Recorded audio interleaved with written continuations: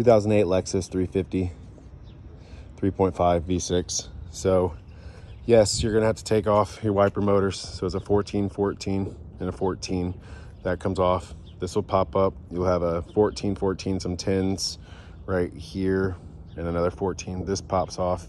On the back of your intake, you will have a 12 that goes to the block, and you will have another 12 that goes to the intake. Just remove the throttle body off the side. It's 4 14s. Then you can get around it right here with a 12. You can see it. You can move that bolt for the intake. The other one, you're gonna have to come down here with a stanchion and a wobble socket, and you can see the hole right there. And you can leave all the wire harness. All the other videos show you have to take off all this, and then you can remove that bolt. Once you remove that bolt, you can lift the intake right up to get to the spark plugs. Ridiculous.